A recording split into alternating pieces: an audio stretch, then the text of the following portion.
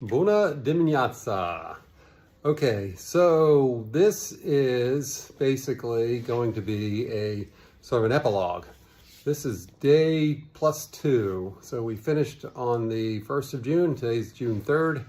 We're still in Drobeta Turnu Severin, and we are right now in the Continental Hotel overlooking the Danube River. Just a beautiful view outside of our window of the river and the pump house or something to do with the fire department, we think.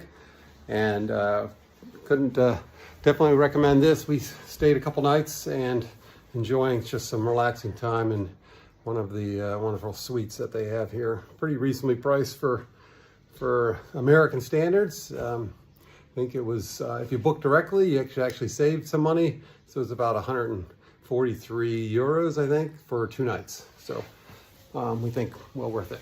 Okay.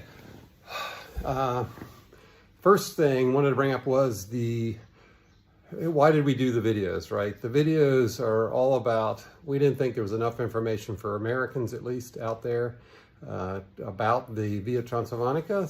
So there were a couple videos. There certainly was Paul from Adventures Over 60. We watched his video series on the trail. But he camped, so it was a little different experience for him than it was for us. So, and we wanted to present information, try to give as much information as possible without being totally boring, and help anybody else who's considered the Via Transilvanica. So that's point number 1. Point number 2 is thanks. I want to say thanks to the Tasuleasa Social folks for making the trail, for blazing the trail, for doing the kilometer stones, for all their volunteer work and all the volunteers that doing all that. So not just the folks that are employed by the NGO, but also all the volunteers. I know it's been several decades of a project, and the trail's been open for at least 5 years now, I think. So, and they're still expanding it. So really, really wonderful. Can't thank the folks enough for all of their support the entire way.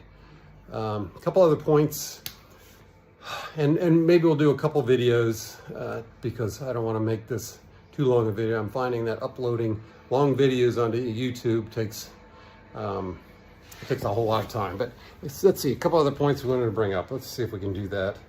And although uploading one video is a whole lot easier than uploading a bunch of videos, which I've also found is a pain. Okay, lunch and breakfast. We brought beef jerky. We think it was a good idea at larger stores like Lidl and Kaufland and Kaufland. I mean, a couple of the larger department or grocery stores. You can find breakfast bars. You can find trail mixes, nuts of a mixed variety, things along those lines that'll hold you through for lunch anyway on the trail. Really difficult to stop at a restaurant and eat lunch. Those are very few opportunities for that. So definitely recommend bringing some along or buying some at the larger grocery stores and then carrying them through the trail. It's a whole lot easier that way, and you won't be too disappointed by not at least having something to eat. Let's see. Tap water. We learned later on that most of the folks don't drink water from their tap. They have either a special source they get it from, or they drink bottled water, something that we didn't know offhand. So something to consider when you start the hike. Ask the folks, hey, is this water potable? Are you drinking the water out of the tap? If not, where do you get the water that you do drink, and can I have some? There are springs along the trail. They're sort of they're not everywhere. There's some places, and you can't really depend upon them because you don't know exactly where they are. Sometimes they're referenced in the guide, and the guide does a pretty good job. But even water coming out of the ground, a little bit suspicious of, because they have so many high mountain pastures with sheep and with cows, and horses are out there. So, you know, there's just a thought that fecal matter might be going into some of those. Maybe not, but you can bring treatment tablets. There's also soya squeeze you could use as well. But even if it's fecal matter related, we always try to treat it with tablets, some kind of sanitizing tablets. Let's see. What else do I have here? Come on, facial recognition. What's going on here? Come on. I've got my notes on my other phone, which I told you I had to bring. Come on, here we go. There we go. Conditioner. So Tammy was without a hair conditioner for a while. So if you have longer hair and you have to comb it, recommend you bring some conditioner, usually concentrate of some kind. Tammy had, and again, we got no money from any of these product manufacturers, but Allure concentrate worked well for her. Here, they do eat a lot of pork. So if you're not a pork fan, just note. They also eat a lot of the sheep cheese. The cheese that they make is natural, but it's mostly from sheep milk. So it's a little bit musky and a little bit strong for us. Let's see, ATMs. We did have ATMs along the way. I talked about the ATM Fee Saver app, which helped identify ATMs that didn't charge a fee if you actually wanted to draw some money. Usually you could get up, the max you could get was 900. Sometimes it would go as high as 2,000 lei per withdrawal. And your bank may also limit the amount of money that you can withdraw per day as well. Credit cards versus cash. A lot of the little stores did take credit cards, and we always opted for a credit card if that was the option. Most of the pensiones and casas preferred cash. You can all guess why that is, but so you've got to have a load of cash along with you, and credit cards obviously too.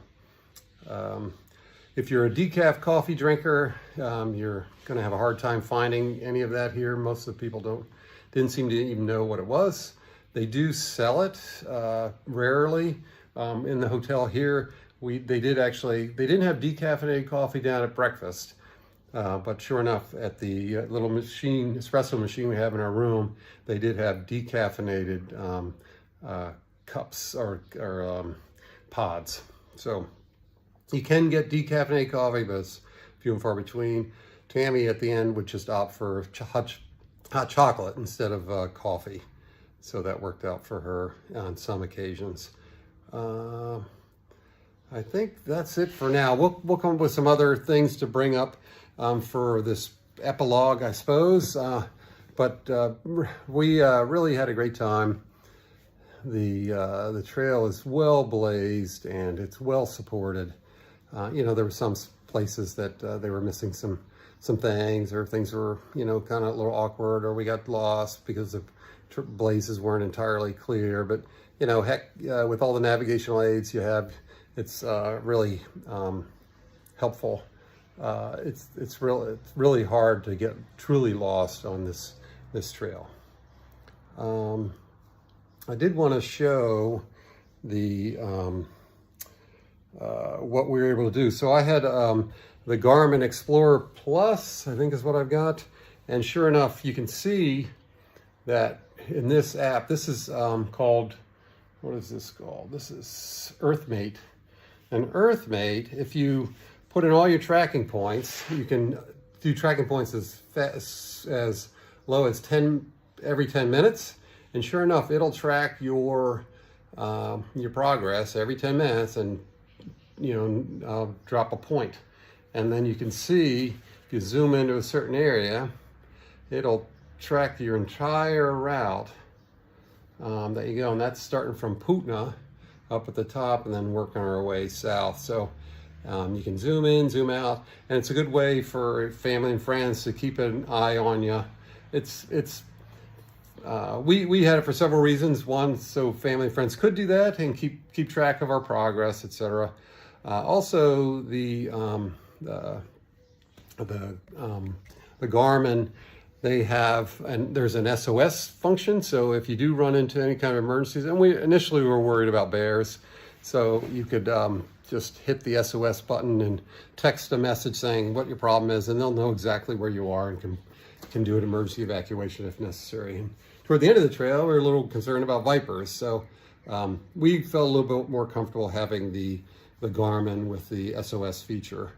Also, what else did it do for us? Oh, if you have an active account with Garmin, you get a discounted emergency withdrawal insurance or emergency evacuation insurance.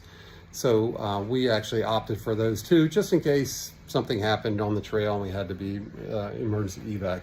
Apparently the cost to, you know, helicopter you out or even drive you out via ambulance or whatever can be quite expensive. So we opted for that. It probably, since we were so close to civilization for much of this trail, it wasn't entirely necessary, but we just felt a little more comfortable having it. So yeah, Earthmate and the Garmin, really kind of a cool function, and it's got all of that information in there, and you can see your progress, etc. So, and say, hey, yeah, I did that. There's proof. Yeah, I can't think of anything else right now, but we will come up with some ideas and some other, again, the whole video series is all about anybody who's interested in doing the Via Transilvanica. Hopefully this video series will help you, have a little more confidence in doing it and give you some tips and tactics, techniques, and procedures to be able to make that trail much more pleasant and enjoyable for you. Definitely part of the thanks thing too is, if you're doing a thru hike, you gotta stop and spend a night at Tasuleasa Social. Frankly, it's one of the segment ends. And I don't think there's any other place to stay at that segment, but